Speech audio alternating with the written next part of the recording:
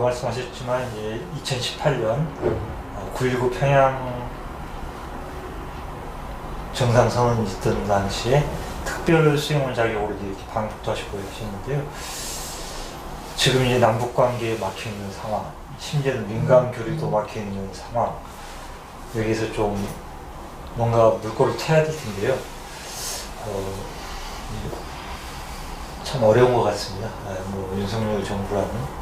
거대한 벽이, 또 뭐 국제 환경도 그러하고, 도대체 이걸 어떻게 풀어가야 할지, 또 만약에 목사님께서 6.15 남측위원회 상임대표의장으로서 좀 과감히 뭔가를 제안하거나 돌파를 하신다고 한다면 어떻게 해보실 것인지, 좀 물론 너무 과도한 질문인지는 모르겠지만 한 번쯤 좀 제안을 듣고 싶습니다. 그래서 저희가 작금의 노력을 했던 한반도 평화 캠페인의 핵심 의제인 종전선언과 평화협정 체결이 저는 무엇보다도 중요한 첫 발자국이 되어야 된다고 생각을 합니다. 저희가 이 한국 전쟁이 만들어낸 그 참화, 특별히 이 분단과 냉전 의식의 사회화, 이런 것들을 굉장히 지금 가볍게 생각하는 경향이 있는 것 같은데, 저는 남북한 사회 모두가 다 이 한국 전쟁으로 야기된 저희 냉전의 정치, 냉전 문화, 분단 의식, 이런 것들이 깊이 내재화되어 있고, 이런 이분법적 인식을 가지고 사회를 바라보고 역사를 바라보고 이웃을 바라보는 그런 관성들이 뭐 자신도 모르게 이렇게 소위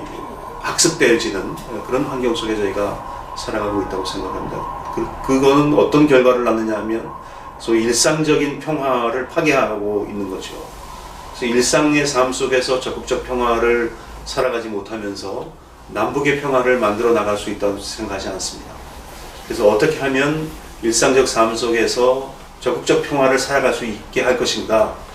그것을 위해서 먼저 우리의 마음의 지질학이 바뀌어야 된다. 이 분단과 냉전의 마음의 지질학이 화해 통일의 마음의 지질학으로 바뀌어내야 되는데, 그것을 위해서는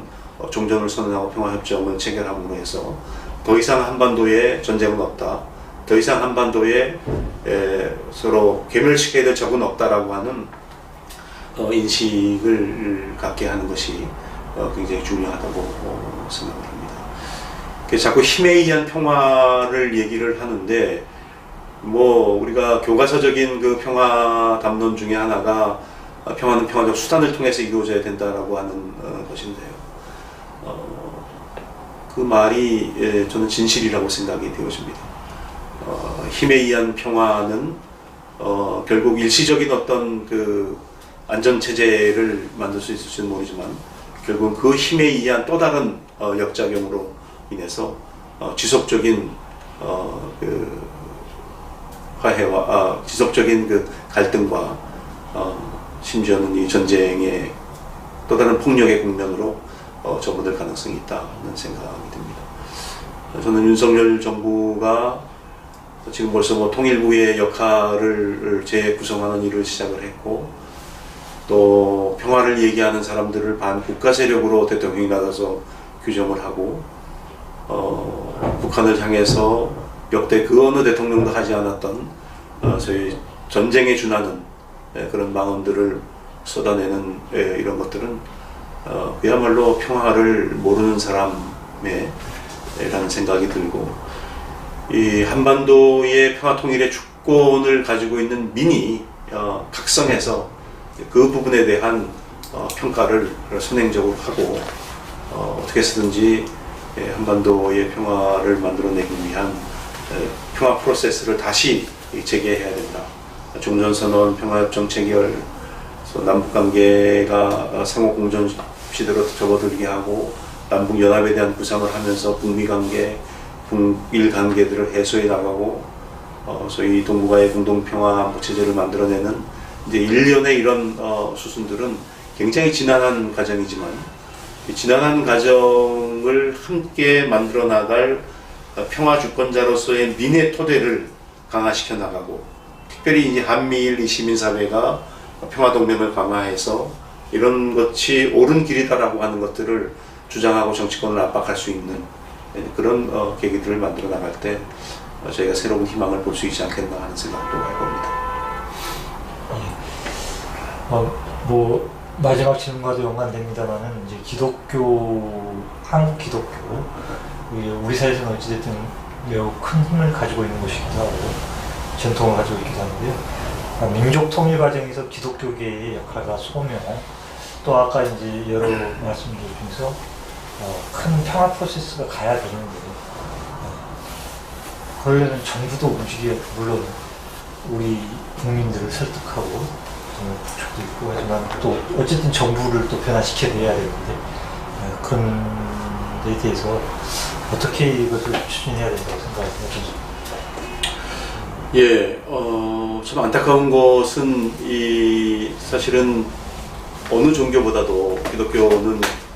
평화를 사랑하는 종교고 또 평화를 만들어 나가는 사명을 지니고 있는 그런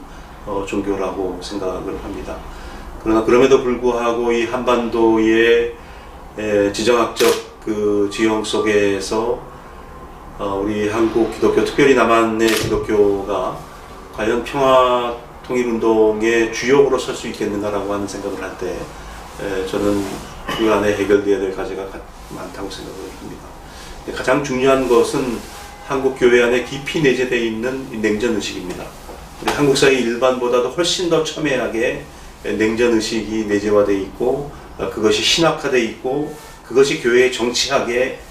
근간을 이루고 있는 이제 그런 상황입니다. 그리고 해방 전후에 북한의 공산주의 체제를 경험하고 또 이제 한국 전쟁을 경험한 북한의 많은 그리스도인들이 대거 월남을 한 상황 속에서 이제 그 사람들이 이 남한 사회에서 생존 투쟁을 하면서 저희 반공 정치 세력과 같이 힘을 합칠 수밖에 없는 그런 정치적 상황이 전개가 됐다고 생각을 하고 그것을 통해서 자신들의 소위 반공 친미 정치학을 신학화 시켜나갔고 심지어는 그 극단적인 표현이 이제 제주도 4.3 사태의 진압에 나섰던 서북청년단의 사건 같은 것들로 극단적인 표현으로 나타나고 있습니다. 그래서 어떻게 이 한국 교회 안에 신학화되어 있고 정치화되어 있는 이 반공, 소위 이 멸공, 또 북한 괴멸이라고 하는 그러기 위해서 친미로 가야 된다라고 하는 이 신학과 정치학을 극복해낼 수 있을 것인가라고 하는 과제가 우리 안에 있습니다. 그럼에도 불구하고 소위 이제 북한을 선교해야 된다, 혹은 북한의 교회를 다시 재건해야 된다라고 하는 그러기 위해서 북한의 그 세습 정권이 괴멸돼야 된다라고 이제 생각하는 한 축의 사람들이 있는가 하면 또 다른 한 축에는 이 한반도의 평화를 위해서 북한의 있는 그대로를 존중을 하고 대화 협력으로 이 평화의 물꼬를 만들어 나가야 된다라고 생각하는 사람들도 함께 있습니다. 저는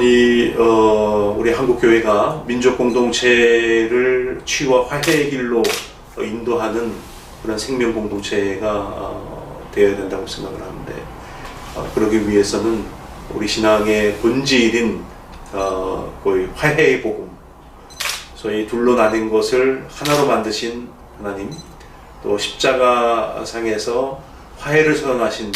그 하나님의 복음에 비해 다시 한번 자기 자신들을 정초시켜야 되지 않겠는가 하는 생각을 하면서 소위 한국 교회의 내부의 변혁이 없는 한, 다시 말하면 한국 교회의 신학과 한국 교회의 정치학의 대대적인 평화지향의 변화가 없는 한 한국 교회가 과연 한반도 평화통일운동의 주역으로 나설 수 있을 것인가라고 하는 데 대해서 많은 의문점을 가지고 있습니다. 어쨌든 그럼에도 불구하고 한국 교회가 그 본질을 찾아가는 과정 속에서 평화통일이라고 하는 역사적인 사명을 함께 수행하고 가는 교회로 갱신되기를 간절히 희망합니다.